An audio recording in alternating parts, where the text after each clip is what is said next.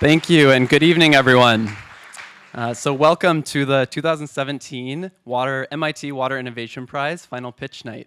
My name's Scott MacArthur, and this is my co-director, Cindy Noe, and we're very excited to see this room filled and have you all here, so thank you for being here.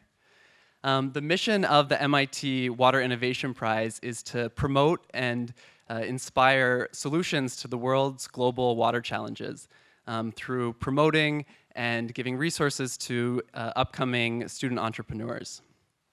So tonight we have a very exciting program lined up for you. You've had dinner, so hopefully you're full. First we'll hear from 2 keynote speakers, followed by 9 pitches from our finalists this year. At 8:30, when those wrap up, the judges will deliberate on the final prizes to be awarded, and we will have we will have dessert and coffee outside during that time. And then at 9 p.m. in the room where you had dinner, we will announce the winners of this year's prize. Thank you. So before we start, we'd like to thank our judges who have given their time to help select the finalists that you'll see tonight, and also are giving their time this evening to deliberate and award $30,000. So judges, as I say your name, if you could just wave to the crowd. We have Earl Jones, we have Susan Murcott, Anupam Bhargava, Karen Golmer, Anna Maharatra, okay, excuse me, okay, and Rob Ellison. And you can read more about them in our program. And we also want to thank our sponsors who made this event at this level in our 3rd year possible. So thank you to PepsiCo, Xylem, Massachusetts Clean Energy Center, Watts Water Technologies. We have Vita Coco, Gradient, and Desalitech. And also, of course, our MIT partners and sponsors, the Abdul Latif Jameel World Water and Food Security Lab, the Department of Civil and Environmental Engineering, and the MIT Legatum Center. So with that, I'd like to introduce our first keynote speaker, who is Mark Duey. And just bear with me because he has a bit of a bio for me to read.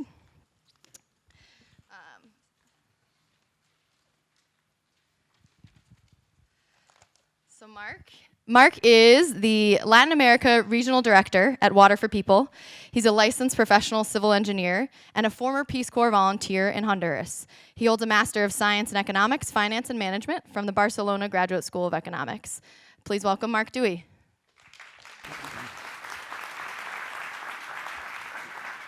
Good, thank you.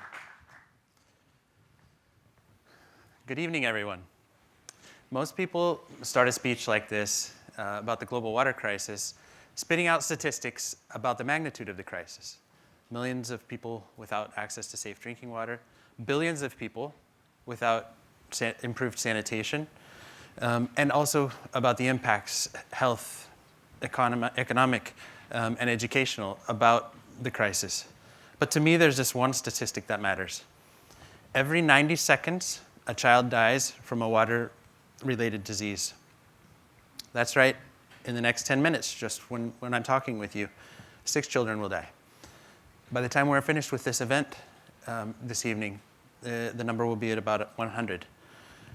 One of those children was my nephew, Eliel. Eliel was a beautiful baby, born almost 10 years ago now to my wife's sister, Rebecca, at this hospital in Honduras. Eliel was born with a congenital malformation of his intestine. In most countries, a quick surgery takes care of it, but at a public health institution, lacking water, sanitation, and hygiene conditions that are appropriate, that this resulted in Eliel's death after just 40 days of his life.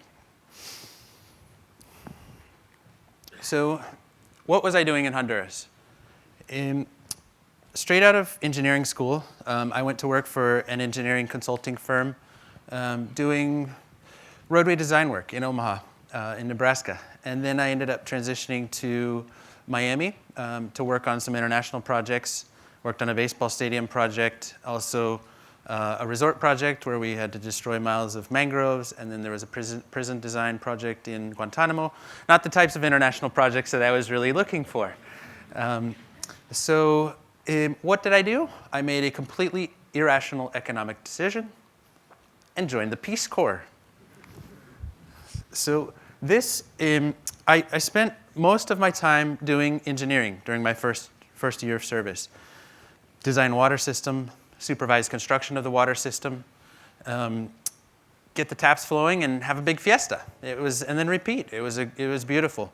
But I spent so much time during my first year visiting communities that already had water systems, but that had completely inadequate water service, irregular supply, bacteriological contamination, no water fees being paid.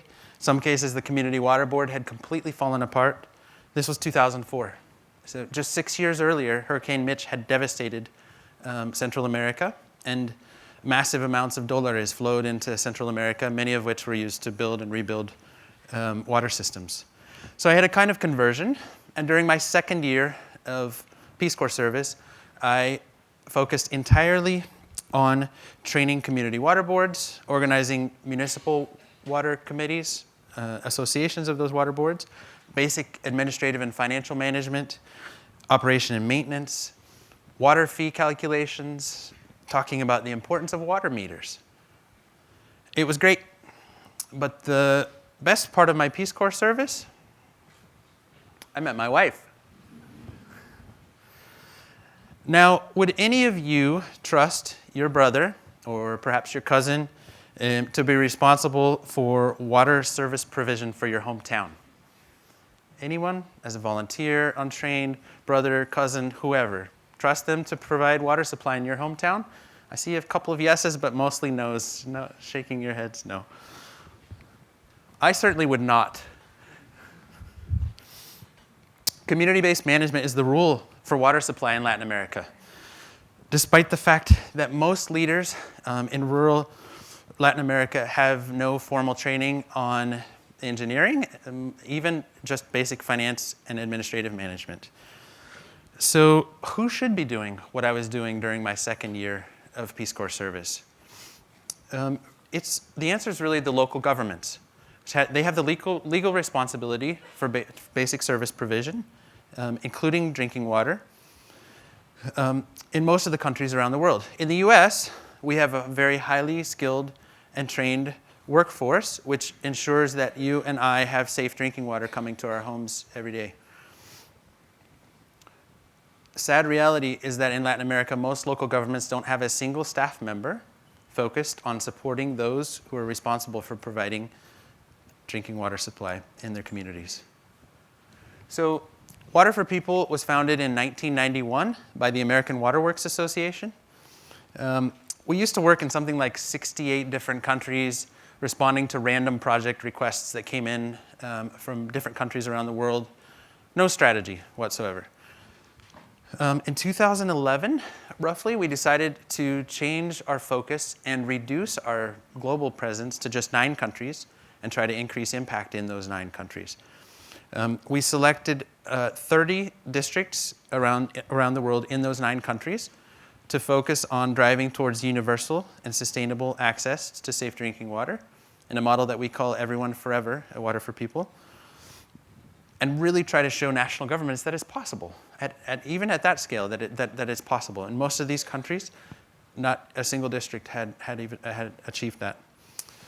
In September of 2015, Pope Francis and Shakira and I don't know who else went with 193 countries around the world which adopted at the UN the Sustainable Development Goals. Goal number 6 is ensure availability and sustainable management of water and sanitation for all by 2030. So we had a big fiesta in our office in Denver as soon as these were adopted. So many governments have started to pour money into water infrastructure again. But this time around, we are seeing that the necessary, what we call with our friends at WaterAid and IRC, systems change is actually happening in at least some of the countries. So systems change. What is systems change? It's about creating movements in each country to enhance government leadership in the sector, strengthen the use of country systems, use one information system for accountability, and build sustainable water and sanitation financing strategies. We're off to a great start on this in countries like Rwanda, Uganda, and Honduras, with many other WASH organizations, and most importantly, national and local governments. So systems change. Wow, we have to find a different term for that. But here's an example. In Honduras, Water for People started working in these 3 districts near San Pedro Sula, Chinda, San Antonio, and El Negrito in about 2011. And it's turned into a national movement called PTPS, Para Todos por Siempre, which includes friends at organizations like CARE, Catholic Relief Services, World Vision, and others who have adopted joint principles, joint tools, and a common vision to work in a coordinated way to support what are now 30 districts across the country and the national government to achieve universal and sustainable access to safe drinking water. The national government was a bit skeptical at first, but now has fully embraced the movement. But what has me most excited at the moment is what's happening in Peru. Real systems change. The Ministry of Finance has created a district government incentives plan. This, whereby district governments across the country are offered financial incentives to create and or strengthen their local government water and sanitation office to provide that much needed support to the thousands of rural water boards across that country to provide adequate, safe drinking water supply. The national government adopted an Android-based tool that's being promoted by the World Bank. And now all of a sudden we have a very clear and public picture of the status of water and sanitation services across that country. In late December, the president passed a water law, which has universal access written all over it. And the national government agency responsible for investing in water and sanitation is finally decentralizing its offices out into all the states across Peru.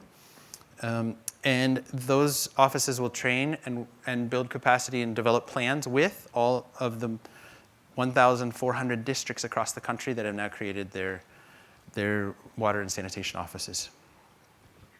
Water for People supporting this process. Now, I did not come here today to tell you that technology is not the answer to the global water crisis. In fact, I'm very excited to learn more about the ideas of this group of emerging entrepreneurs and possible applicability in the context in which we work today. But you should know that we had to create a technology policy due to the number of organizations that approach us every single month asking us to field pilot in one of our countries the latest and greatest innovation that has come along. In my opinion, the most urgently needed innovation across Latin America today is something that was invented in Germany in 1790. I mentioned it a couple of minutes ago. Any guesses? The water meter. Many countries where we work are facing extreme stress on their water resources related to climate change. I just mentioned Peru, which is just getting through a period of flooding and landslides caused by a coastal El Nino. Bolivia's second largest lake dried up late last year. Even in a city like La Paz, my friends were in the streets with containers trying to find safe drinking water for their families during the water crisis last November. We have seen the retro installation of water meters on existing water systems, rural water systems in Latin America, get people to simply close their faucets and fix leaks, thereby improving the levels of service for all. And the environmental benefit, especially in terms of the restoration of ecological flows, is also significant. So, to conclude, technology, yes. Systems change, yes. And an end to speeches like this one, which begin with a conversation about children dying from water-related diseases. Thank you.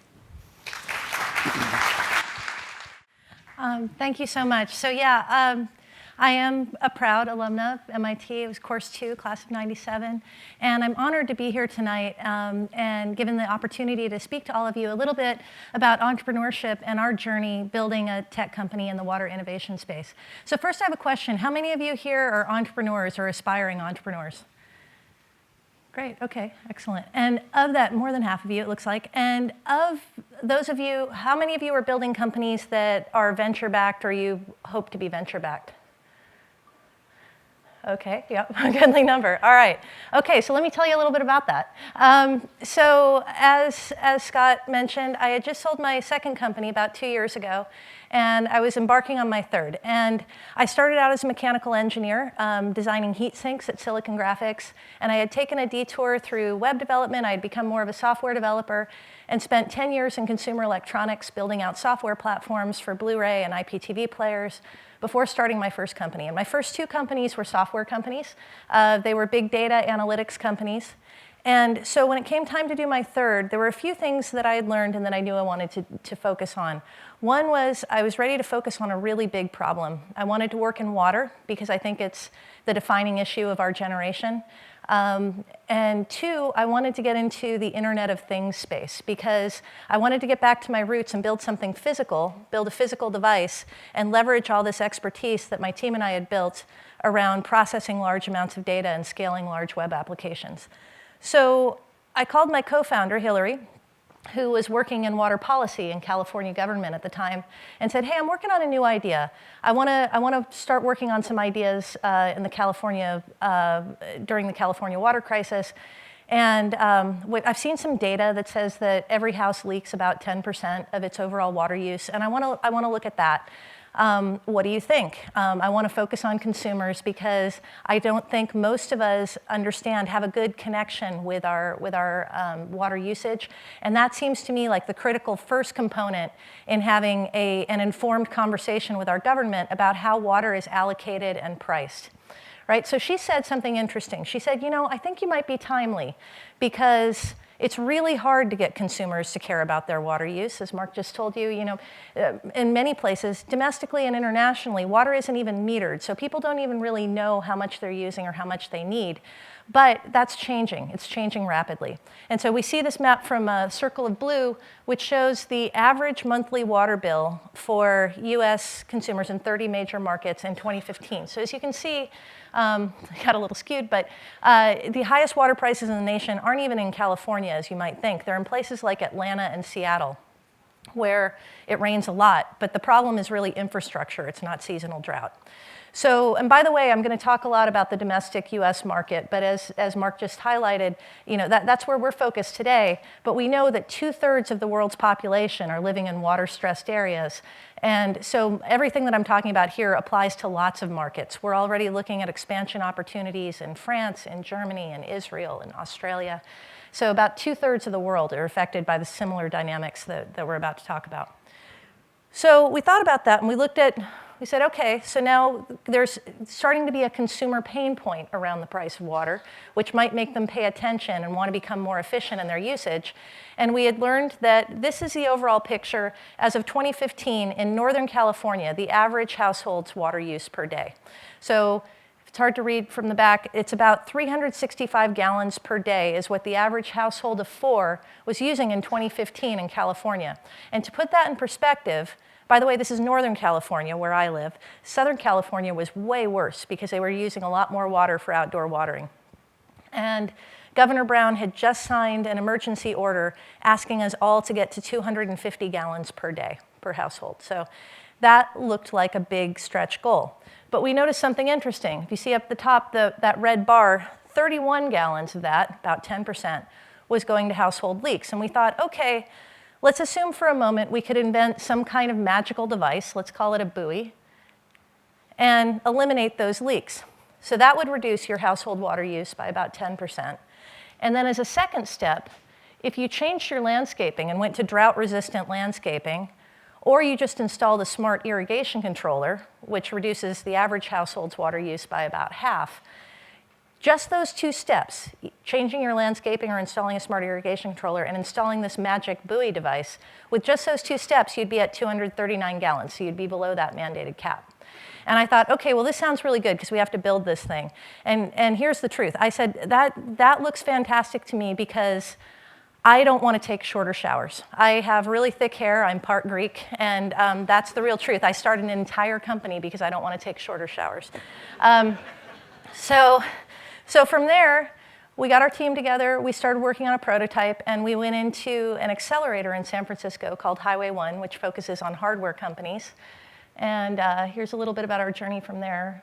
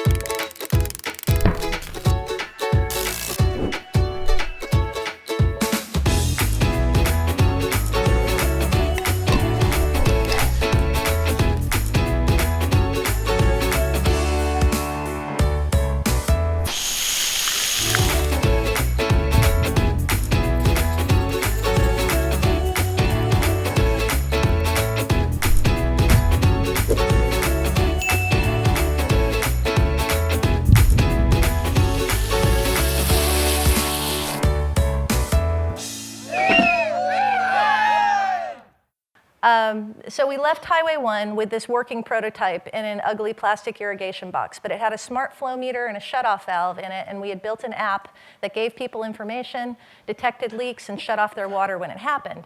And then we worked with this awesome industrial design firm called Herbst Product out on the West Coast. They built us this Edison Award-winning design that was a sleek single product that we felt we could take to consumers and spoke to consumers in a language that they understood. We really wanted to reach the mass market with this device, so we called it Bouy. We love the word Bouy. We think that says everything we want to say, which is that the water issue, the water crisis isn't doom and gloom. You know, we all learned about the water cycle in school, where water is the only 100% renewable resource. It all ends up, the water you put in the sewer ends up in waterways after treatment, ends up out at sea, is, you know, evaporated, forms clouds, goes back over land, and, you know, precipitation falls to earth. So it all ends up somewhere, and the only expense is really getting it to where we need it. So we don't think the water issue is gloom and doom. We think this is the ideal application of technology in the modern world, because we have technology that can allow people to continue to live vibrant, fulfilling lives wherever they live today and continue to have abundant, clean water just by using technology. So we branded as Bouy. We built this kind of sleek single device. We really worked on simplifying our app to make it consumer friendly. And then this is the version, our Model 4, that we've had in beta since September. And you know, what we discovered, actually, in getting to that point, it took us a little over a year to get to that point, and that wasn't really the difficult part.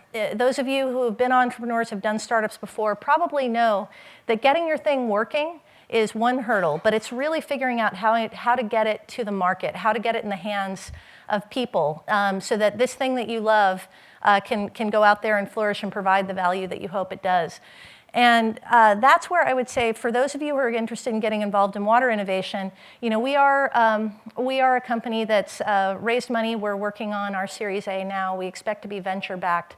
But you should be aware, if you're moving into water innovation, the venture community is still a little bit cautious on this front. Everybody knows it's one of those things where everyone understands the direction that the market is going. It's sort of like climate change. So the market development is on rails, but it's a question of timing and how long it's going to take. And it's a little bit of a complicated market with the government involved and so on. So where we found what fills the gap is corporate strategic investment. As many of you may know, most of the large public companies have slashed their R&D budgets to an average of about 2.5% of overall budgets.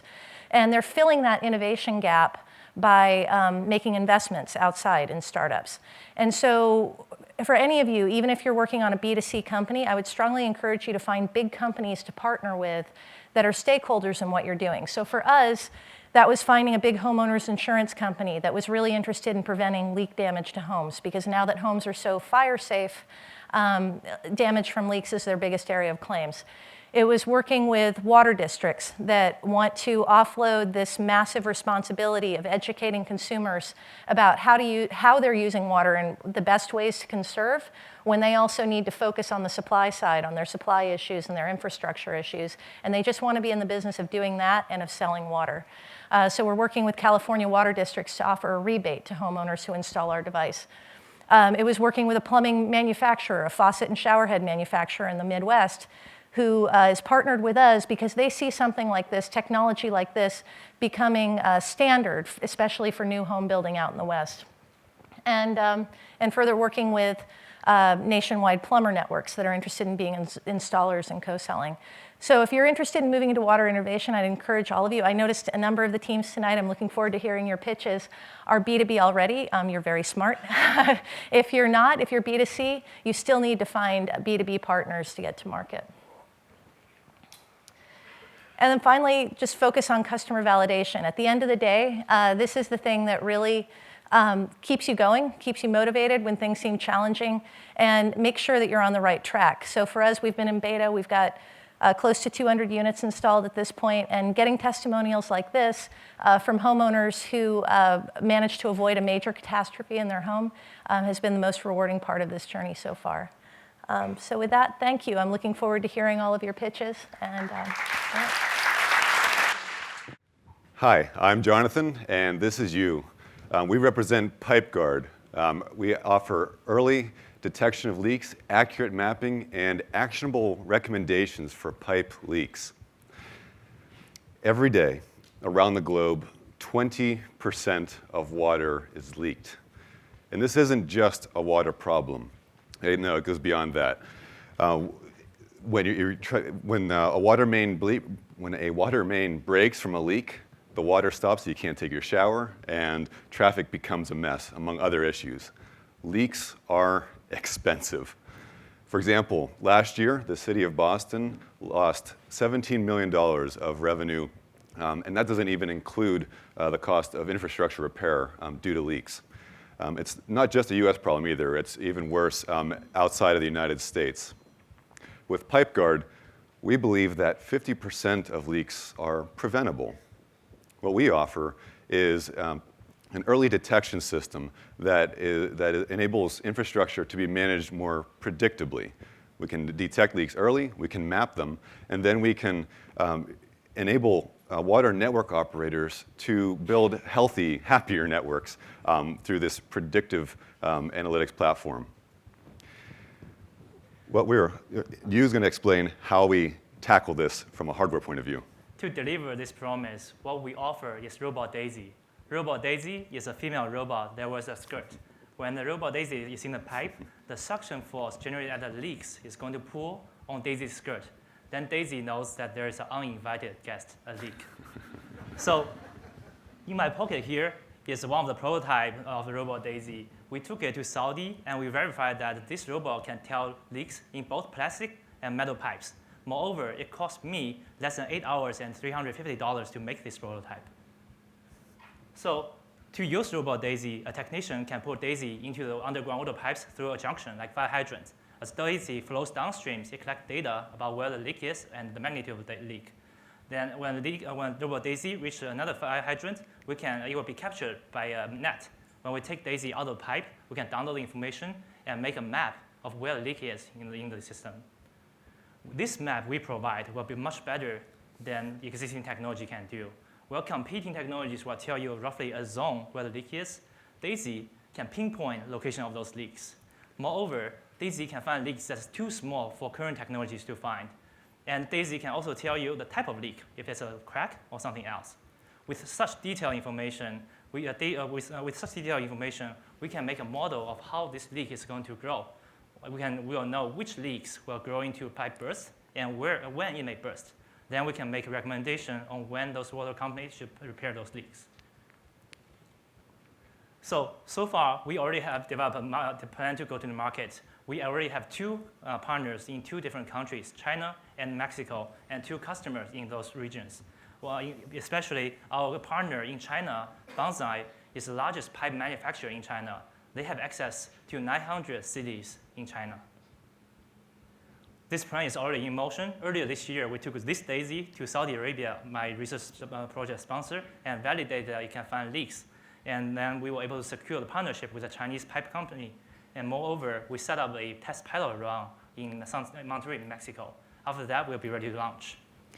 So here's our launch and development plan for several years out. We have highlighted stages 1 and stage 2. Stage 1 uses the existing validated technology of Daisy to do the leak detection and mapping. We'll be working with industrial and municipal customers, and as we're helping them detect leaks, we will then be aggregating data to see how leaks can become pipe bursts. And we're rolling that information to build a model that forecasts when bursts will occur. That's then incorporated into a enterprise software pipe management solution that we can then that will enable us to do follow-on technology development for contamination tracing, such as lead, as well as in-pipe cleaning and repair. On the financial side, the first 2 years, we're working on a pilot project with our Shanghai-based partner on the leak detection and mapping. And then, as the forecasting model and enterprise software is ready for rollout, we then hope to achieve 10 cities in the Shanghai area with a revenue of approximately $30 million. So the team that's going to make this happen are 4 humans and 1 smart robot named Daisy. We have a great team of advisors guiding us, and we want to thank the Water Prize for your help on this. Thank you very much. We're PipeGuard. We find leaks and save water. Thank Great. you. Thank you, PipeGuard. Now, judges, you have 3 minutes for questions. We're going to bring Daniel, the other team member, on board to answer your questions. So one of the questions we were asked before was what we will do with the prize money. We plan to use the prize money to help us produce 10 more of the Robot Daisy and to pay for our trip to go to China and do the pilot test. Mm-hmm. Yes. What pipe size? It can go down as small as 2 inches, which is uncommon and not attained by other types of in-pipe drones. Maximum size can go toward the size of needed for transmission lines and distribution lines, so much bigger. When you talk about your pilot in Mexico, how long is that pipe that you're going to investigate? So the current plan with Monterrey, Mexico, they were able to allocate a pipe section of more than 1,700 feet. Okay. And it's a 12-inch pipe underneath one of their street. They already dig up both ends of the pipe and allow us to inspect the insertion point and exit point. And this is happening this June. So how long will that take Daisy to scope that? It will take less than 3 minutes.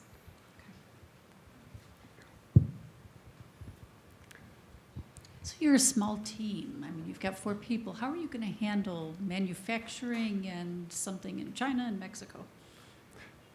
It's pretty spread.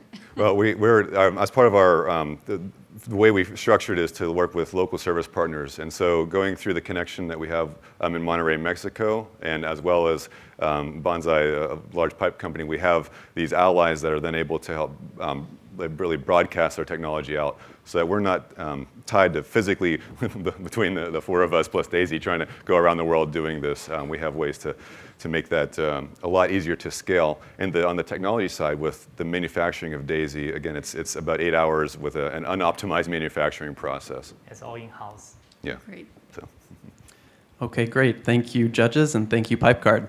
thank you. Thank you. It's really exciting to be here. My name is Jeran, and I'm here to present to you ClearSense, a new water monitoring device created by Aqua Novus, by myself, and my great teammates over there.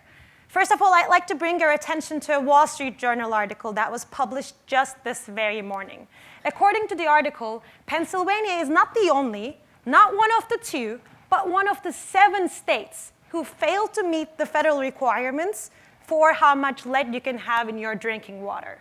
So over the next decade, Pennsylvania and other states and also other countries are going to spend millions of dollars in order to revamp their water structures. Well, we thought about, what are they going to do? What are they going to do in order to avoid another Flint crisis? Because we all heard of Flint, and it was really unpleasant. What they're going to do is to run thousands and thousands and thousands of water sampling tests, really. How are they going to do this? We thought about it, and we encountered a massive technology problem. What you can do is purchase a mass spectrometer by paying $150,000 and incur more costs, or rely on selective electrodes, which are really not that reliable. So we're here to present you ClearSense, which is going to fill that technology gap right there. Because ClearSense by Aqua Novus is cost-effective, it's high precision, but it's also portable. Our product relies on biosensing. So we fill cartridges with genetically engineered bacteria that lit up when it's in contact with the type of heavy metals that it's supposed to detect. We then put these cartridges into our reading device, in which the photodetector detects the amount of light released by this bacteria. And it tells us how contaminated the water is. You can see that in our proof of concept right there. Well, obviously, there are a few companies who are trying to do this, a few backed ventures. If you can see, they're not cost-effective, they are very expensive, and they do not have the multi-detection capabilities that we are offering. So we think we're holding a really, really strong and advantageous position to tap into a huge market, a market that we estimate accounts for $3 billion just in the United States. And out of this $3 billion market, 10% is just lead. So every year, 100,000 institutions water labs, beverage companies, water plants. They're conducting so many tests. In fact, every year they're conducting 5 million samples. What we want to do is to tap into this market with a B2B strategy and with a K-cup model. So what we're going to do is to sell our device at a very low cost, but we're going to keep generating monthly revenue by selling our cartridges to these customers. So the certified water labs are going to love our cheap device, but then we'll also be able to impact the water plants who could not afford mass spectrometers in the past. So as you can see, this is a huge market, and we will be able to impact so many institutions and so many people. How we want to do this is, well, with your help. The first year, we're going to work on our prototype by the fundings that we're going to receive from challenges like this, and the competitions as well. The next years, we're going to be using the 750,000 K that we're seeking in order to finalize our product and to get the necessary APA approvals. The following years, we're going to be increasing our sales, and by year 5, we're hoping to reach to a kind of customer diversification that we never thought of before. With the amount of data we'll be able to generate, we're going to have a nationwide water quality heat map, but we'll also be able to think about other type of customers like real estate agents or academicians and researchers. We'll also be able to consider the opportunities abroad, which we think are pretty great. Let's talk about our team. We think that Aqua Novus is a good balance of business and technical expertise. You see ZJ and Carlo there are MIT and Harvard-trained engineers with backgrounds in water and environmental engineering. Myself and Kashina have experience in tech financing, sales, and marketing. We also have two great advisors who have both research experience and also tech startups experience. Well, again, it's an honor to be here. We all come from very different backgrounds, but we are really passionate about water. In fact, a few of us have met in this very same room last year, thanks to this very competition. So it's an honor to be here. It's an honor to present in front of you. We're actively seeking investors and mentors and people to cooperate with. Thank you so much. Great. Thank you very much. Judges, you now have 3 minutes for questions. Do you guys want to come over here?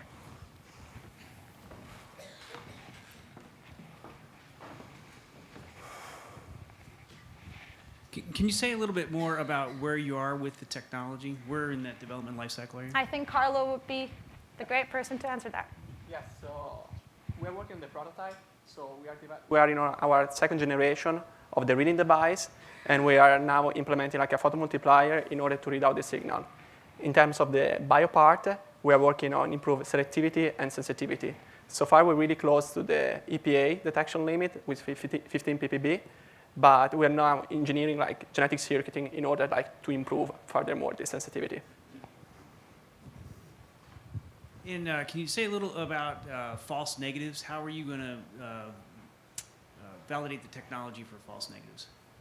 Yeah, so our system is highly parallelized. You can, let's say, like run multi-sample at the same time in parallel, so you can really like rule out false positive in that sense. So with a multi-detection system, because you can parallelize everything. How many different things, how many different metals can you get now? Yeah, so far we're working on the specificity, and now we're targeting like cadmium and lead. But the founding, we would need to find the right protein to bind to the ion metal, to the metal ion, in order to detect.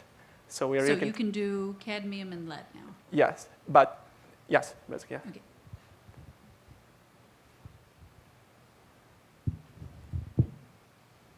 Okay, great. If the judges have no more questions, thank you. Well, I'll just introduce myself. I'm Diana Youssef, founder of Change Water Labs, and I guess, oh, here are my slides. And our team over there is developing the next-gen portable toilet to vaporize offline sewage. So, for this girl in Zaltari refugee camp, every day she goes to the communal toilet. She risks disease, attack, or even rape. So what's happening is her family and others like them are digging these holes next to their tents to use as private toilets. And that's turning the camp into a giant cesspool. So around the world, 2.6 billion people lack access to a private toilet, and that means potentially no future and no dignity. So why couldn't you just drop a toilet in everybody's home? Well, the reason is that these people mostly live offline, and things get messy really fast. When flushing isn't an option, the cost of sewage collection and removal becomes unsustainably costly. So Change Water's developed a really cool solution to this overflowing problem. We shrink it. Here's how. Sewage is mostly water. So if you quickly, cheaply get rid of that water, you get rid of most of the problem. We've developed a polymer blend that rapidly, passively vaporizes water, releasing pure water to the air and containing the solids. It's evaporation without the high energy cost, and we like to call it shrink wrap for crap. This material is fast, it's cheap, and it's available, so 40 cents worth of our material can handle 20 persons worth of daily sewage for a whole month. And just to show you it's not magic, this is a time-lapse video showing 3 versions of the membrane, converting passively that water inside to vapor on the outside. And that's not what you think it is, it's coffee, but it's basically showing that this works with liquid-solid mixtures. So leveraging this disruptive material, Change Water is developing a portable evaporative toilet for homes with no power or plumbing. The toilet uses a pouch of the membrane to collect liquid and solid waste, vaporizing it and flushing away 95% of daily sewage volumes. So while all offline sanitation requires removal and collection, that's usually frequent, costly, and unsustainable. But with our toilet shrinking the sewage drastically on site, we cut those costs at least in half and enable unprecedented scalability of servicing. So for what aid agencies are currently spending on failing communal sanitation, they could put one of our toilets in every home. For a price of $200 and no peripheral costs, our toilets are more affordable, more deployable, and more dignified. So every toilet sale would capture a margin of $50 to $100 per toilet and ongoing servicing margins of $20 to $100 per year. And if we just sell 2,000 units, we become profitable by the second year of sales. We already have 2 purchasers eager to buy our toilets next year, 3,000 to 6,000 units next year. So we're going to approach the market focusing initially on 2 segments, the humanitarian aid segment that specifically we're looking at rapid response sanitation and refugee camps and urban offline sanitation. The first is an $11 billion market. The second is potentially a $140 billion market. We'll initially approach those by only selling hardware and consumables, and we'll work through other business providers that are in those markets, namely contractors in the humanitarian sector and existing sanitation service providers in the urban sector. Eventually, we're going to add on a servicing component so we can capture monthly fees, and that will allow us to sell directly to aid agencies, governments, and offline households. Later, we'll target higher margin segments and other higher margin applications. So where are we now? We've completed our lab testing of the material. We are filing our use and design patents. We are building our prototype, and we'll be launching pilots in 3 sites starting this summer. We plan to launch to the market in late 2018, and we're looking for $250,000 at least to secure manufacturing and complete development. By 2022, we plan to sell at least 20,000 toilets and capture EBITDAs of $1.2 million and impact 1 million people's lives. So our team puts together 30 years of venture experience, clean tech, water systems design, and international development. Our advisors and our partners are the leading organizations in sanitation, water treatment, and humanitarian aid. We've won a number of awards, and we've captured the attention of a number of top experts who say that our technology is poised to change offline sanitation access. So our team truly believes that access to a safe toilet is a basic human right. So we're asking you to get behind our vision and help us change water. Thank you.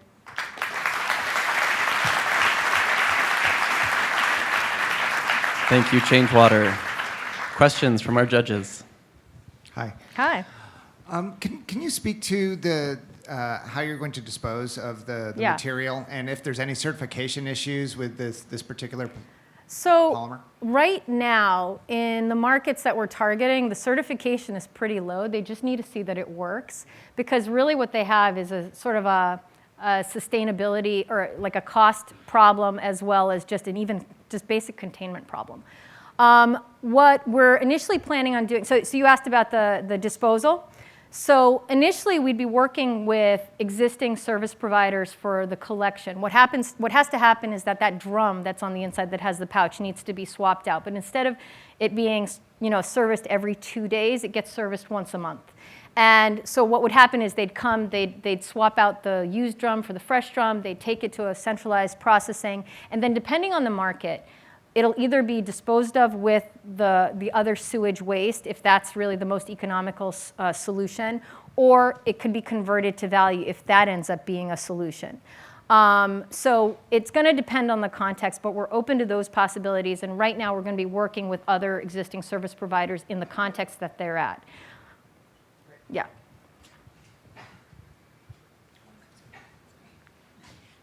Can you speak to why this is a better option than a composting toilet, which Right. gets around this problem of the polymer disposal and also actually neutralizes pathogens? It doesn't get around the speed issue, the sort of the processing speed issue, and the volume issue. So if we're targeting mostly urban and densely populated areas, so if you're accumulating everybody's waste and you need 3 months for it to neutralize, that's really not working in these low resource and densely populated areas. We would leave composting to sort of the rural market, because you can't really service those markets efficiently, and that makes a lot of sense, because then when it's neutralized, you can just dump it as soil.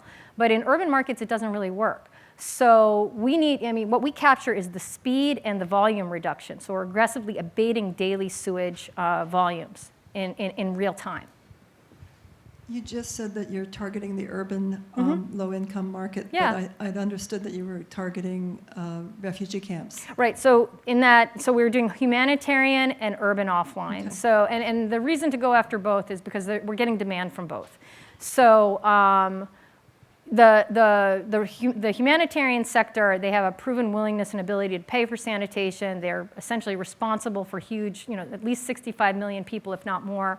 And they are, so they pay for sanitation, and they need better options. So that's a market that can give us huge scale, but probably has like a higher hurdle to get into it if we want to get pre-qualified, which is why we're going through existing contractors that already have tenders in those markets. So we're not trying to get ourselves pre-qualified initially for UNHCR and all of those.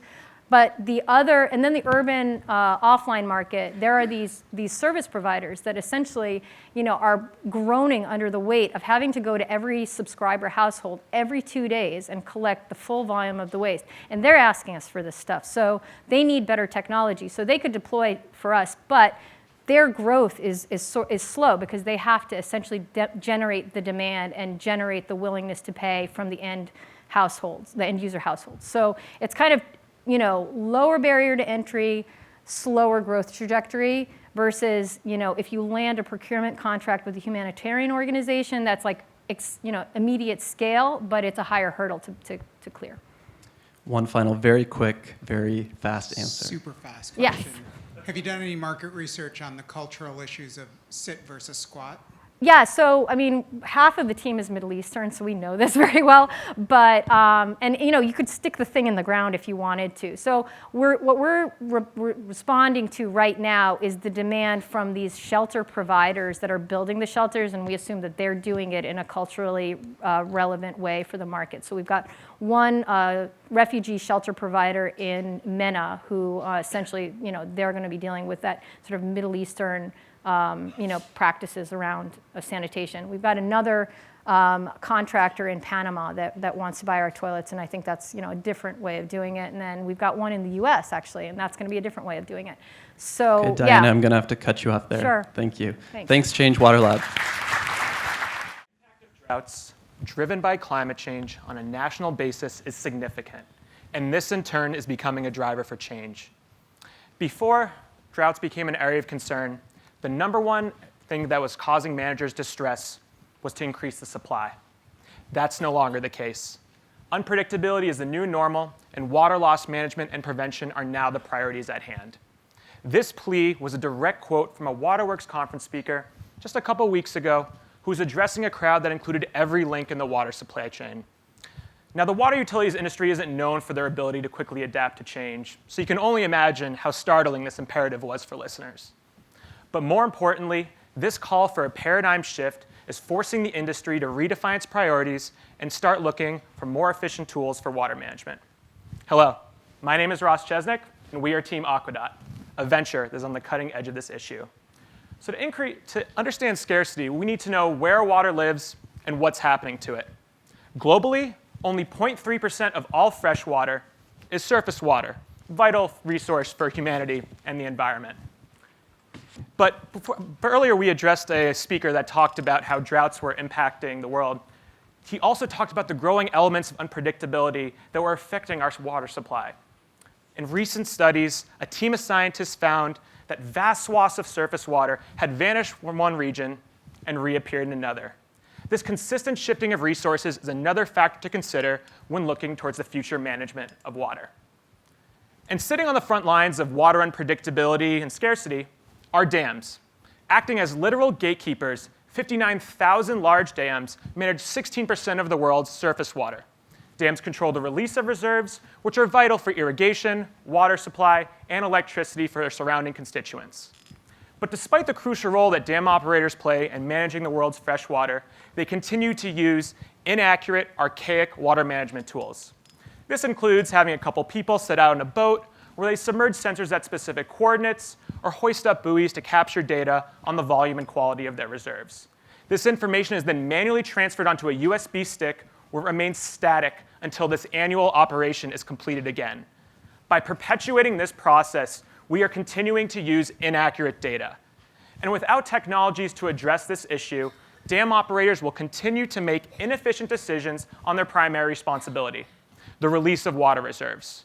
This can lead to long-term sustainability consequences that affect the surface water sustainability levels, as well as for downstream stakeholders. And given the magnitude of this consequence, the time has never been greater to address this upstream issue. And that's where Aquadat comes in. Aquadat is a water intelligence service provider that collects, processes, and analyzes real-time and accurate data that is critical for the efficient use of our most precious resource. Aquadat has developed a platform that combines hardware and software to allow water operators to manage their resources more effectively. This is done in a three-step process. First, surface water drones are deployed on a body of water to collect data, such as the ones that you see on the screen. Information is then transferred from the drone to the database through an IoT network service in real time. Our customers can then access this information by logging onto our web portal where they can view a dashboard of the data alongside a 3D visualization and daily satellite imagery of their resource. By leveraging existing technologies into a proprietary process, we can then incrementally shift the behaviors of these water managers in the way that they use technology and data. This can radically shift the way the industry manages water.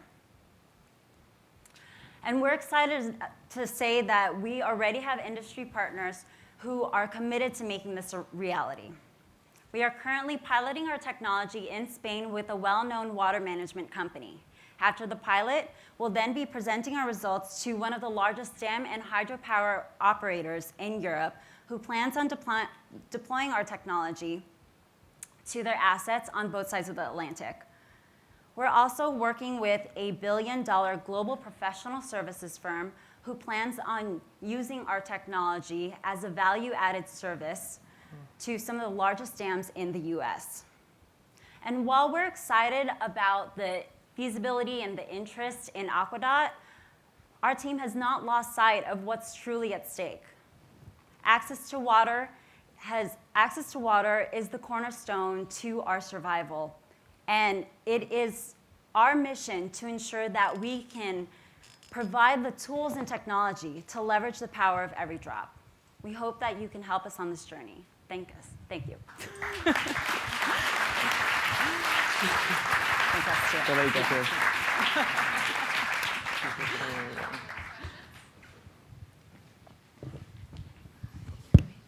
Hi, I'm curious as to whether you can collect data below the surface. Yes. You can collect data below the surface. Sorry, can you just go again? Can your system collect data below the surface? Why the surface? The drone? Yes. Yeah, below the surface of the water. Yeah, okay.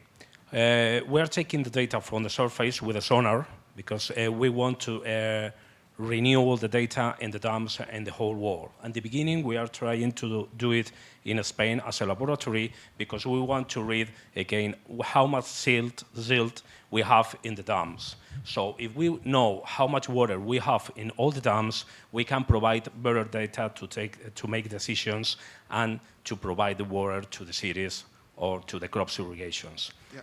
And does your drone, can it profile the water column, or is it just taking measurements right at the surface? It's just in the surface, but with a sonar from 35 centimeters to more than 100 meters. Ah, okay. We can take the data. Great, thank you.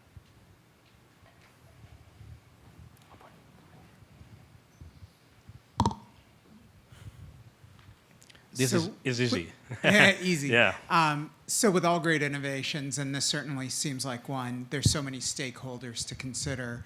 And it seems like engineering services firms could get behind this.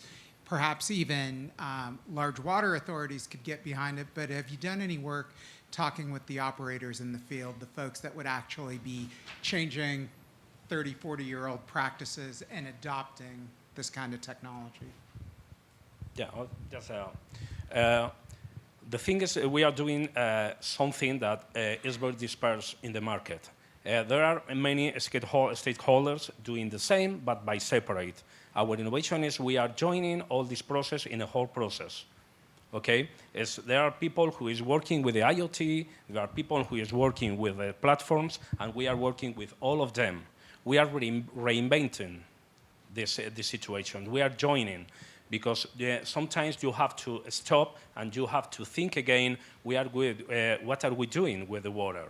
Because sometimes the behavior between the people, between the customers in Spain, in Europe, and the United States is the same. Nobody knows how is happening with water. And just to kind of reiterate to your point, the reason we're piloting with the water management service in Spain is because there's currently a dispute between the water management company as well as the hydroelectric company. And basically the operators are arguing with each other, trying to figure out when can we release water, is there enough water, and they don't have the answers to those questions. So that operator question right there goes up all the way up to upper management so that they can figure out how we can incorporate this into their strategy. So the whole reason we were brought on board in the first place was to settle this dispute. So it has to start with the operators.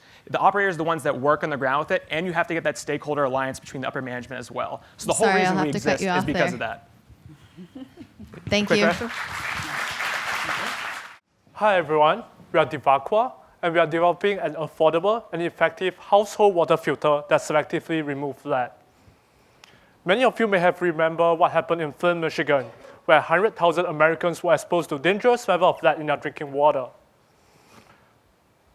But what you may not know is how widespread this problem is. More than 5,000 US water systems are in violation of EPA lead rules.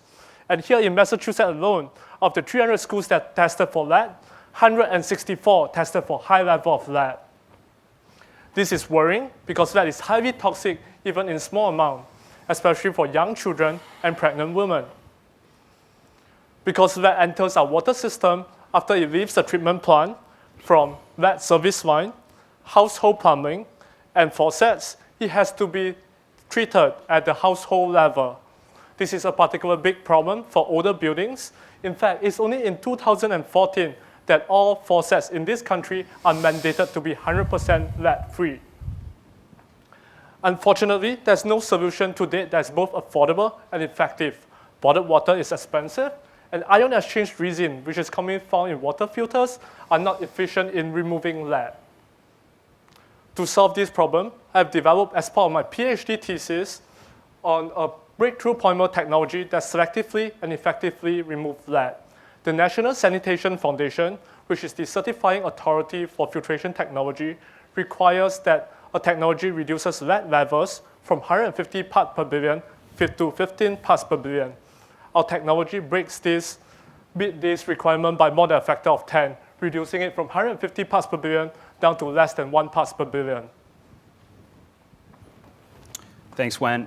So in terms of the business model, we plan to sell directly to consumers through 2 main channels initially, through our website and Amazon, and then through a potential channel partner such as a household appliance company.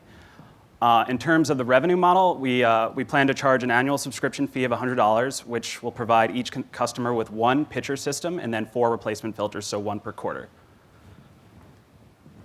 In terms of customer acquisition, initial customer acquisition, we've identified our beachhead market as college-educated parents in New England with young children. New England happens to be a place of high concentration of lead piping.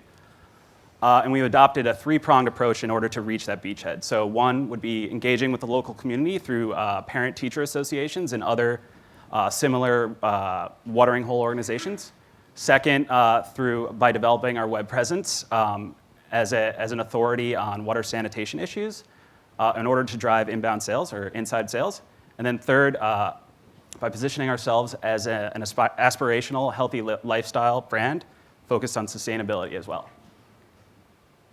So given the breadth of the problem that Wen's outlined, there's immense market opportunity for our filters in the US alone. Studies have indicated that approximately 38 million families are at risk of lead-contaminated water. So with a $100 subscription fee model annually, that translates to roughly $3.8 billion TAM, or total addressable market opportunity. So we've discussed a lot about the consumer market, but there are markets beyond just consumers.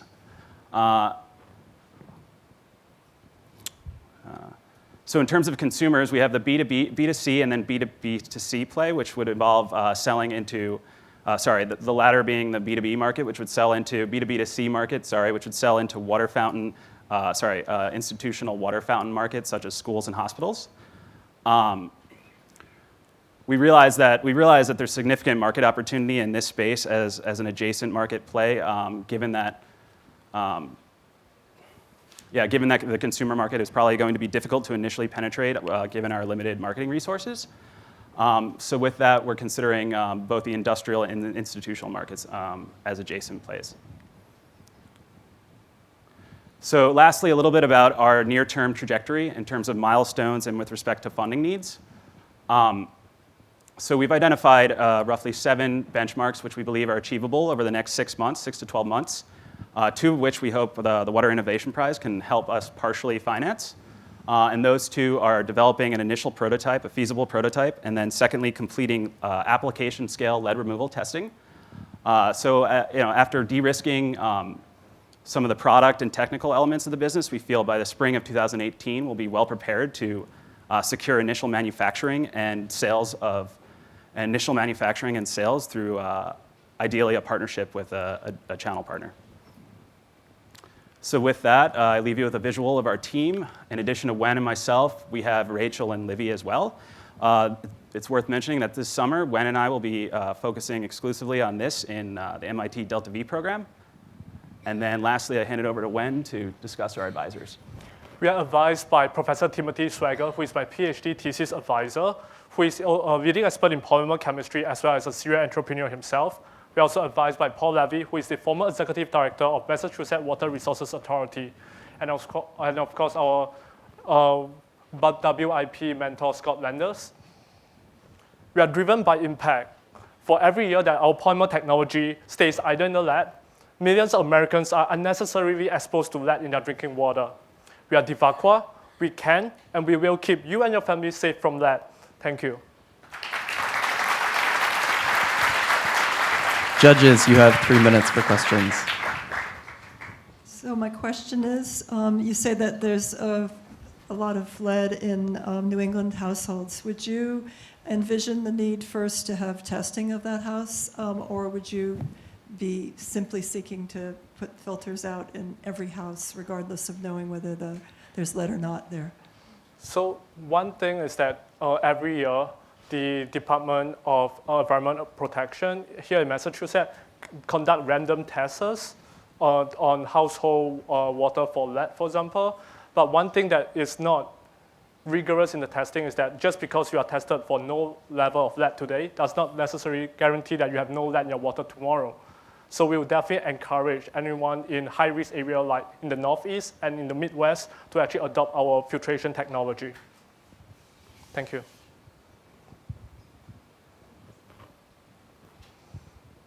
And why not, going back to the B2B, why not sell your polymer to Brita or Pure or the folks that manufacture the fridge filters? So I'll answer your question as an opportunity to kind of rectify what I said on one of those slides earlier. I wasn't clear. So although our initial market research has indicated that consumers would prefer buying our pitcher filter system over the existing options, there's like significant opportunity in the actual implementation of our polymer into water fountain systems, so at schools. So that would be the initial, I think, B2B2C route that we would take, as opposed to licensing the technology to Brita or Pure or the like. In parallel, though, it would make sense to potentially partner with a household appliance company that doesn't currently have a foothold in the household pitcher filter market, and potentially not license, but establish a joint venture or some sort of arrangement with that type of company. And with your direct sales, if you have a pitcher with cartridges, would that include the ion resins, that exchange resins, so that you wouldn't need two separate filters, but it would be all in one? Yeah, so I'm glad to mention that activated carbon, which is an excellent absorbent material for contaminants, is cheap, and we are definitely going to incorporate activated carbon alongside with our novel polymer technology. So we will be able to remove whatever Brita removed, but at a better rate. So we are Brita Plus. Thank you. Okay, great. Thank you, Divaqua. We are on the path to an extreme freshwater shortage by 2030, and the largest consumer in the US is power plants, which account for 49% of the demand. Most of this water is used for cooling, especially in evaporative cooling towers, which are the most common cooling system. This costs $75 billion a year, and these costs are rapidly increasing. Additionally, when evaporated water comes out of cooling towers, it forms large plumes that can pose regulatory issues, and some plants will curtail their generation to reduce the size of these plumes. An example customer is this 250 megawatt plant just here in Kendall Square that uses as much water as 100,000 people, or the whole city of Cambridge. And this costs them $5 million a year. And they are not allowed to emit any plume. So how do they use so much water? Cooling towers take the hot water from the power plant steam cycle, make a portion of it evaporate, which cools down the remaining water.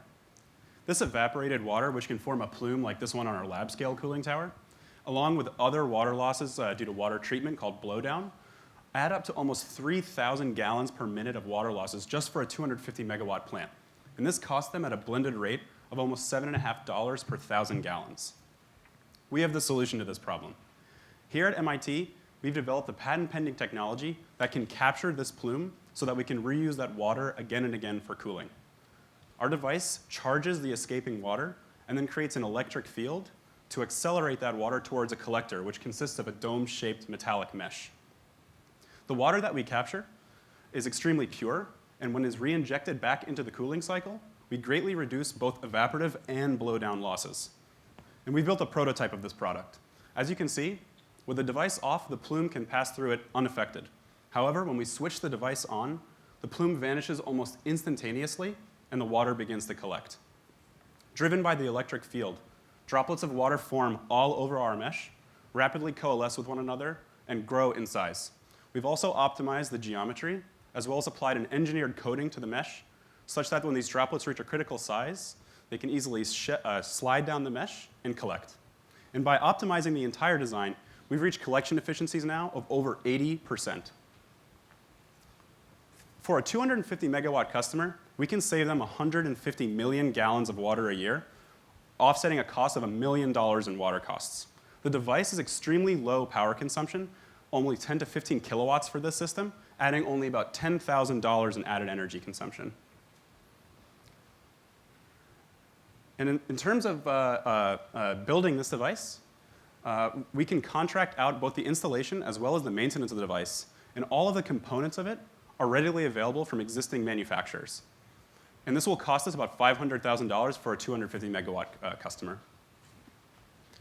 In line with industry practices, we chose a pricing model of $2 million upfront installation cost and $200,000 a year for O&M for the same 250 megawatt plant. This provides our customers with a 2-year payback period, which makes it an extremely attractive investment according to the customers we've talked to. If we compare our product to our competitors, we have the lowest operational costs, and it is the cheapest to install. It is also the only one that can be retrofitted to existing cooling towers, which gives us a major advantage. Our market encompasses all thermoelectric power plants and amounts to $8 billion in the US alone and over $20 billion internationally. China and India are particularly interesting markets because they are rapidly growing and they are facing major water crises. Our next step is to start a pilot at the MIT cogeneration power plant, which accepted to have an experimental pilot on their cooling towers. We are closely working with their engineers to build this pilot and start collecting data on operation and durability and further optimize the product. We hope to use the money from the water prize to start this pilot as soon as possible. We are also talking to regulators to start establishing our product as a new standard in best water practices in power plants. And we are forming strategic partnerships with EPC contractors and cooling tower manufacturers. We expect to have our first sales in 2020 and rapidly grow after that. We have the team that can make this happen. I am Maher, and this is Karim. We are both PhDs in mechanical engineering with minors in business from Sloan. I am CEO, Karim is CTO, and our advisor, Professor Varanasi, is chairman of the board. We will be soon hiring a head of business development to complete the team. We are infinite cooling, and we are enabling water-sustainable electrification and saving the power industry $10 billion a year with a 2-year payback. Thank you.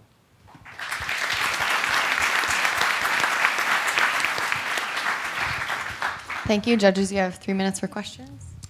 Could you talk about any issues related to scale or biofilm formation on the screens? Yeah.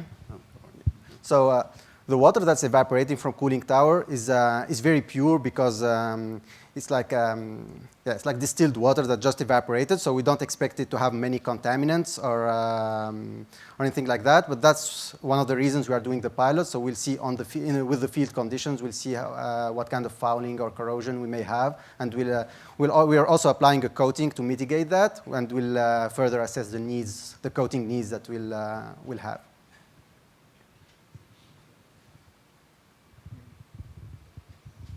Can you just dig into the OpEx cost a little bit? You had the $200,000. I remember reading something about a maintenance contract. Am I remembering incorrectly? Sure. Okay, just talk about that a little bit. Yeah, absolutely. So for the maintenance cost, we think there will be a few areas that we'll have to work on with our customers. Specifically, there might be some corrosion related to the charging electrodes. So that would be part of the cost into replacing those on a yearly basis, which is fine, honestly. It's going to be extremely easy with cooling towers at power plants, mainly because a lot of the times they're metering the cooling towers based on the usage. So they'll have over-spec'd for the summer load, essentially, for cooling. And basically, a ton of the cooling towers are off at most times. So we shouldn't require a power plant shutdown for installation or maintenance, which is pretty unique for a power plant product. Yeah.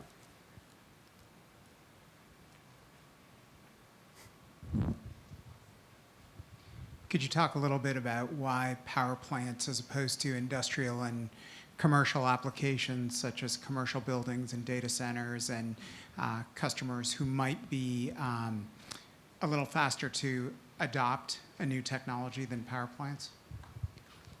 Yeah, so those are also markets that we are considering. It's just the scale. So as we said, 49% of the demand comes from power plants. So they are using much more water than other applications. So with that amount of water, we can offer them a very short payback period of 2 years because we are capturing so much water. And that's why we chose that market to start with. But other markets they were on our roadmap, actually, and we are also considering others. Yeah. Just as a follow-on to that, when you consider industry pain points and Legionella, some of those other markets have that Legionella concern and capturing drift more so than the power plant market. So just something to consider in terms of adoption. Sure. Great, thank you.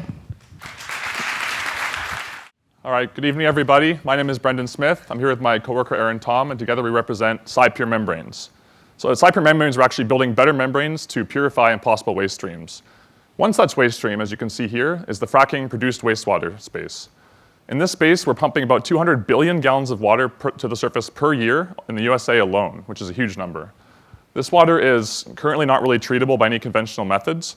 It's full of oil, solids, and toxic chemicals like fracking fluid. And there's really no way to do it economically and environmentally sustainably. So the current state of the art is reinjection. This involves simply putting the water back from whence it came, back in the ground. This looks good on the surface, but in the long term, we really can't recycle this water or reuse it in any capacity. And also, it's actually been formally linked to earthquakes in regions like Oklahoma now. A second possibility that we can look at doing is to truck the water long distances, but this costs up to $8 per barrel of water trucked, really a prohibitive cost in the industry. And it's also very resource intensive. So emerging markets now are looking at actually using membrane filtration on the site of the production of the water to actually treat it.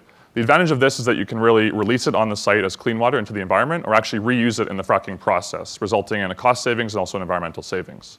The problem with current membranes is they're not suitable to actually do this. They're extremely thermally sensitive at high temperatures. They're chemically incompatible to a wide range of fracking-produced water chemicals, and they're extremely fallible and scalable. This means that the solids from the water can actually build up on the surface and block the flow of water through the membrane in the near future.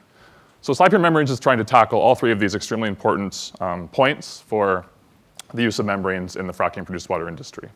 So how do we do this? We start with a super cheap, low-purity silicon feedstock material.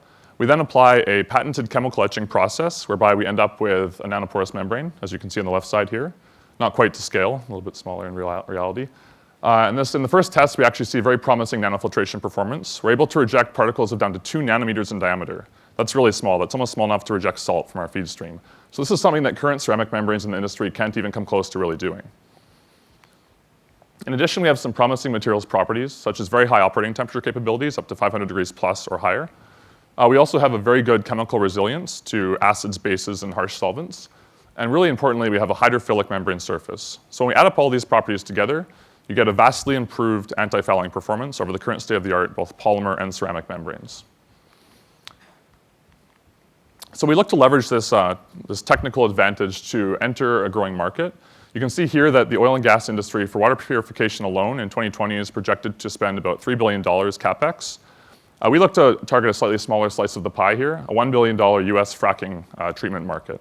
The reason we're targeting fracking is it's a relatively new industry, about 10 to 15 years old, and therefore there's a lot of space for emerging superior technologies like our own.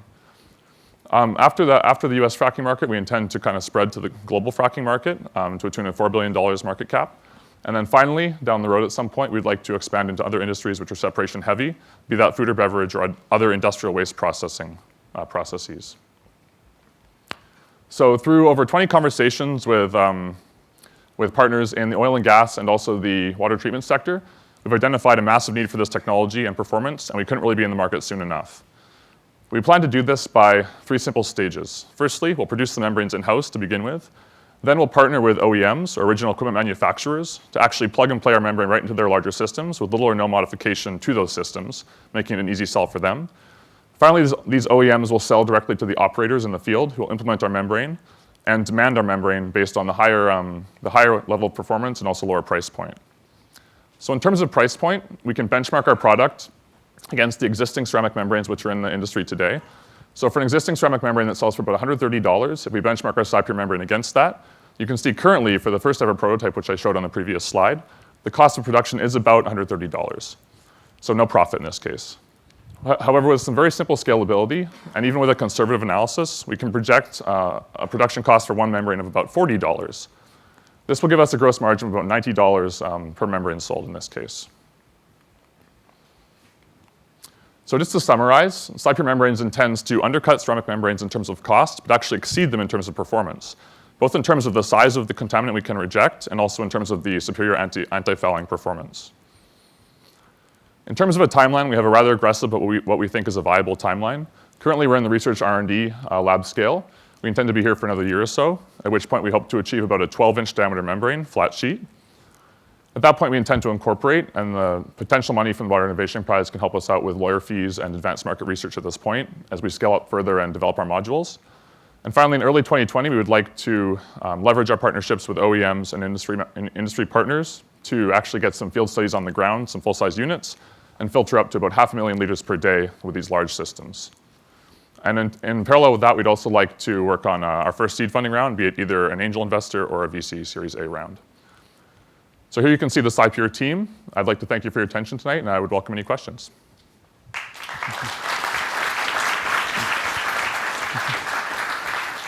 Judges, you know the drill. Yeah, so tell me about the challenges you're anticipating as you go from lab to scale production.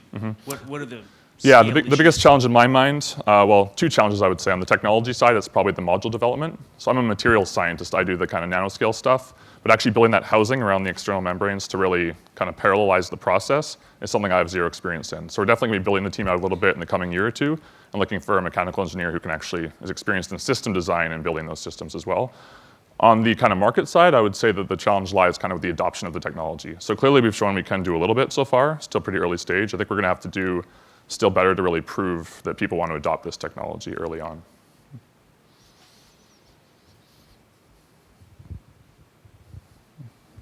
So what's the water recovery like through the membrane? And what are the residuals? You know, what are you left with? Sure. Yeah, so with any filtration process, you always have some residual concentrate. So just like a polymer or ceramic membrane, you can definitely tune the recovery. We're still early stage in our permeability and flux testing. Obviously, the higher the pressure you apply, the higher recovery you can get, but you're going to have more issues with fouling. So that's all a trade-off. We haven't really identified that sweet spot yet where it'll perform at the maximum energy efficiency or recovery, but that's something that remains to be done in the next half year to a year of time, I would say.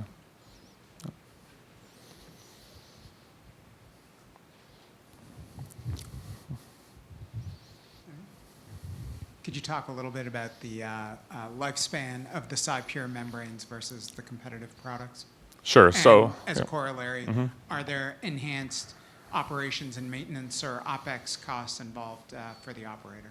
It's quite the opposite. So we hope that there's decreased OpEx costs as a result of the higher reliability and longevity of the membrane. So as you guys know, the main problem in membrane filtration today is fouling. So if you can reduce the fouling, we think we can with our hydrophilic tunable surface, then you can vastly outperform even ceramic membrane in terms of the amount of cleaning you have to do and even the replacing of the membrane that you have to do. So both OpEx and CapEx should be reduced. By how much, it's hard to say right now because we're just kind of in the first couple of weeks of testing. So we're going to try to flesh out those numbers a little bit and then hopefully it's a lot. Yeah. Okay, great. Thank you. Thank you.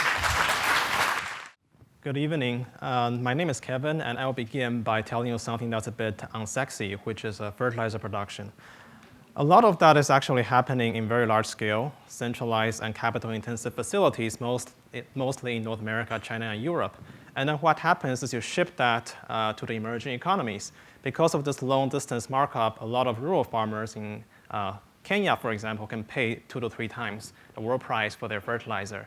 And because they often only have the income to use this synthetic cheap variety, their soil often gets degraded and acidified over time, leading to leaching of nutrients and moisture. So Mr. Kibushi here, it's not only his problem. There are about 4 million farmers like him in Kenya who spends about $80 million a year on ineffective fertilizer in the world. It's a $1.5 billion per year market. So what we do is we use technology to downsize and decentralize the fertilizer production. So imagine low-cost, small-scale, and portable reactor units that can be deployed from farm to farm and latch onto the back of a donkey cart or a tractor and be moved from farm to farm and do this conversion on site of the locally available agricultural residues into a high-yield fertilizer without needing any energy input. And that's something that I have been developing as part of my MIT research, and that will be licensing from.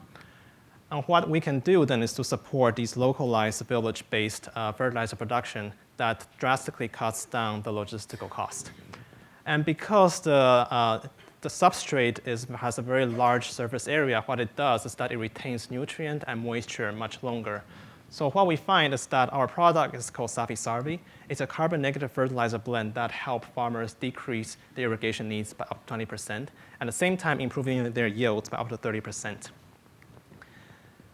So how do we compare against the current status quo? So there are many large-scale fertilizer units that are centralized, and compared to them, our process is about 1/400th the capital cost.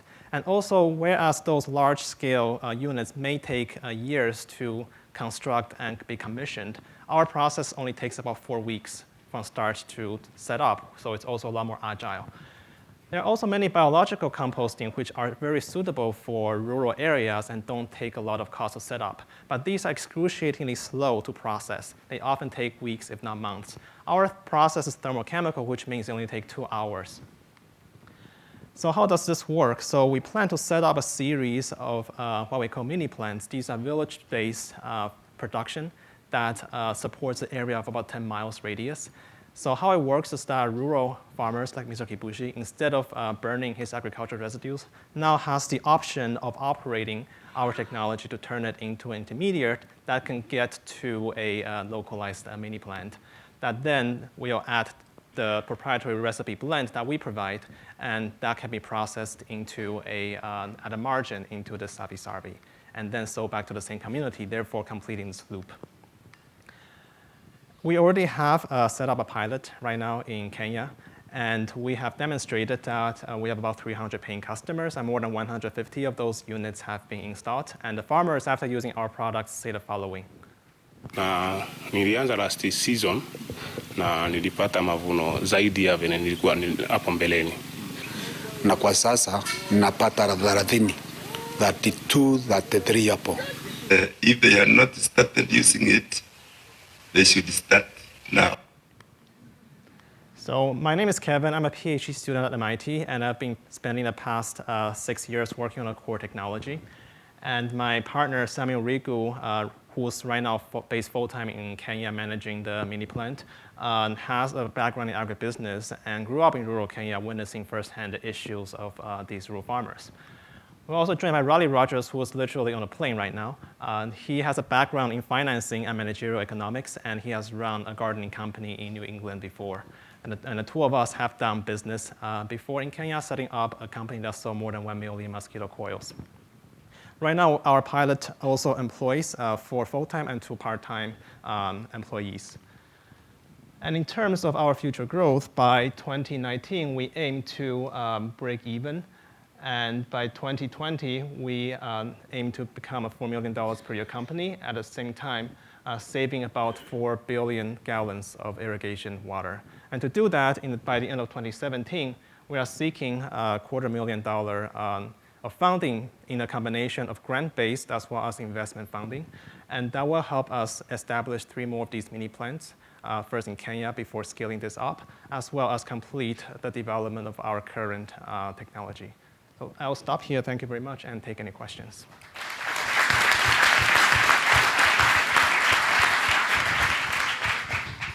Can you say something about your product as a solution for addressing climate change? Sure. So this product is essentially made from biomass through a process called torrefaction, whereby a lot of the low-energy molecules are driven out from the process, and what you are left with is something that's much more carbon-rich. And what happens is that if you use this as a fertilizer, you're burying it into the soil, and research has shown that it tends to stay inert in the soil for at least hundreds of years in terms of time scales. So if you're talking about short-term climate change, we estimate that for each ton of the product that we put into the soil, we are sequestering about 1.7 tons of CO2 equivalent. So given that the local agricultural waste is going in to develop the fertilizer, how do you deal with the regional variation in the material that's going in to determine a good fertilizer for that area? Sure. So we actually have operated our process not only for rice husk, which is our pilot, but also for different types of agricultural residues such as straw, sugarcane bagasse, coconut shells, corn stover, and so forth. And what we found is that, yes, for these different diversity of biomass, what happens is the pore size and everything is different, so you need to change the reactor operating condition. But once we have that condition mapped out, our process is actually we have demonstrated that they can work. But obviously, we haven't tested all types of biomass in the world, so there may be some types that don't work, and it would be good for us to find out.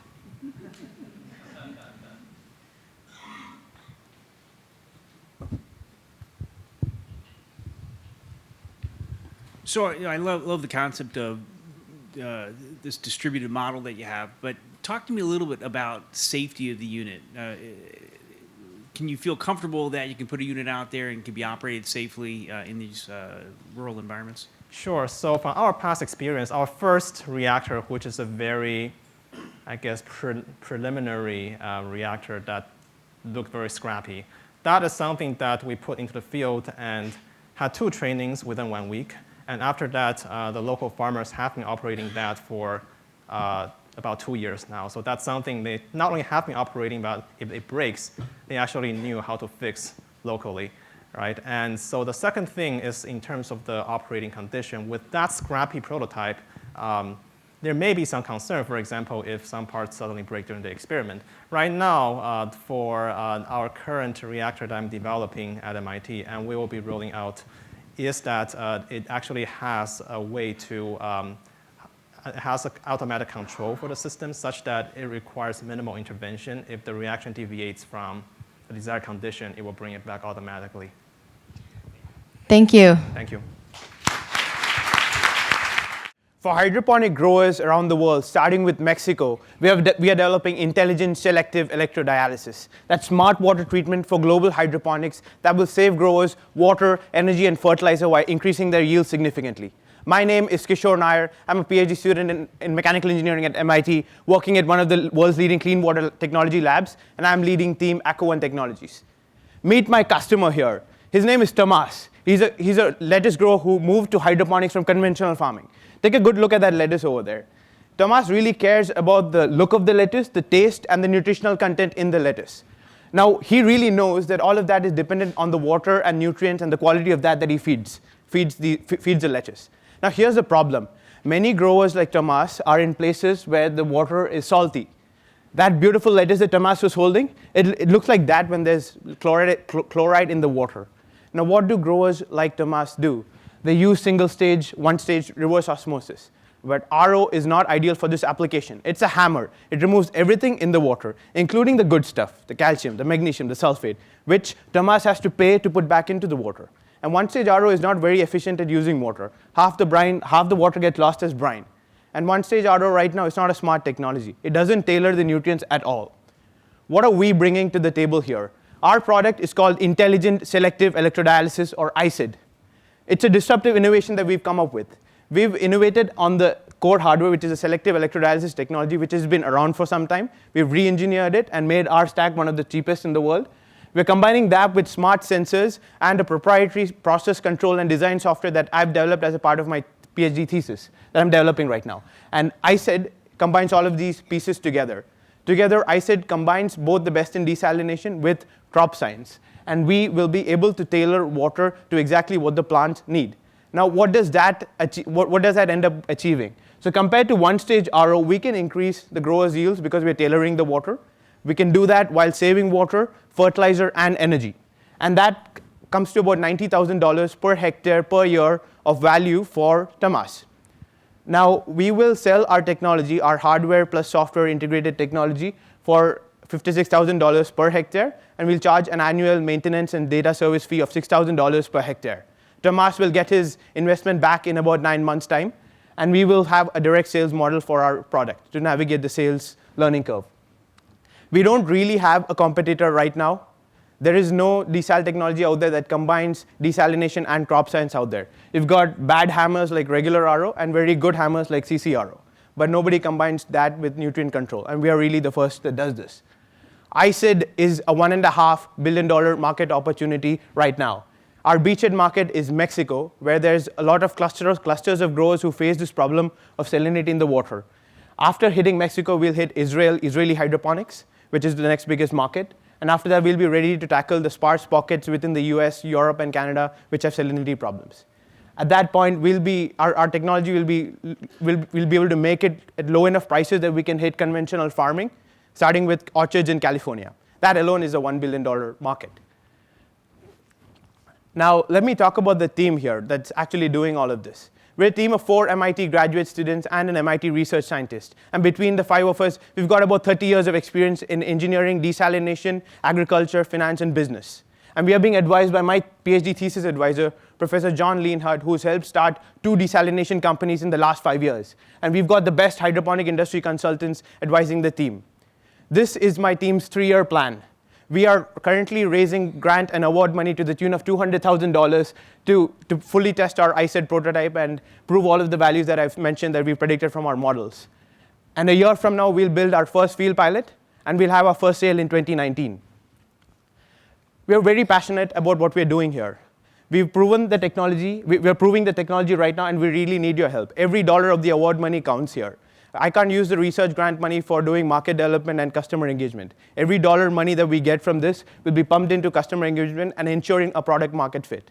We know our customer now, we know our market, and we've come up with a disruptive innovation. And I promise you, with your support, we will build a great and innovative water treatment company. Thank you. I'd like to invite my team here to join me on stage for the Q&A. Carlos and Amit. Yeah. I'm happy to take your questions now. Yeah, hey, going back to your value slide, is that value slide compared to do nothing or compared to Compared to RO? one-stage RO. Okay. It's much higher if you compare with do nothing, but I thought that was not a fair comparison. Okay, that's compared to one-stage RO. Yeah, yes, Great, yes. Tell us what the pilot would look like in Mexico. Yeah, so we're first completing our lab prototyping this coming year.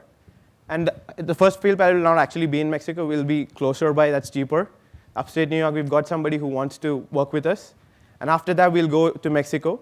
We want to try out how the other issues are, like fouling and all of those small issues, how that works in this agriculture water space. So we'll get the prototype membranes from Japan and do a pilot for about $70,000 in Mexico in a year's time from now, year and a half, yeah. Yeah, well? Yeah, so the challenge with ED has always been cost, and Yeah. that's one of the reasons RO's been doing so well Yeah. compared to what's arguably a much older technology. Yes. And you said that you've got some innovation around cost out. Can you say a little more about that? Yeah, so turns out these membranes are pretty expensive. But you can play around with the energy cost with this. So I've shifted a little bit of the cost. So increasing the operating cost by a few $100s, we can reduce the capital cost by about $10,000 to $20,000. These membranes are expensive, you're right. I talked to the manufacturer in Japan when I went there for a conference, and he told me that it's about volumes. They're not building that many membranes right now. And once we get high enough volumes, the price can be brought down. And he told me numbers which I shouldn't share here, but it's possible. We're getting there. We'll get there. So. I think we have time for one more question, if there's one out there. Okay, if not, thank you to Aquaone Technologies.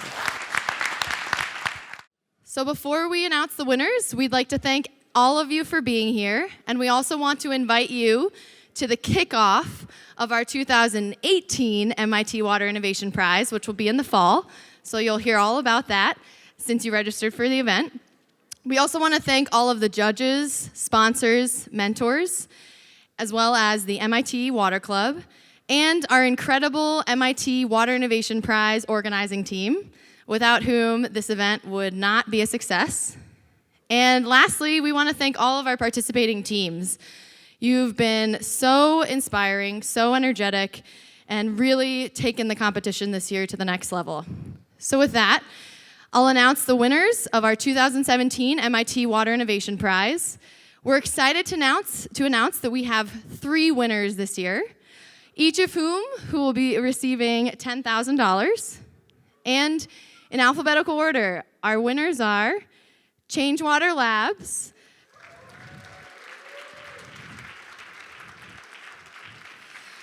PipeGuard. Our second winner is PipeGuard.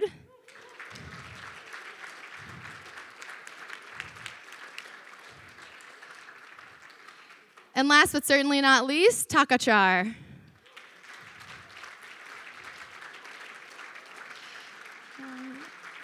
And if our winning teams could please come up to the front for photos. Thank you all so much for coming, and we're looking forward to seeing you next year. Let's give a round of applause again for our winning teams.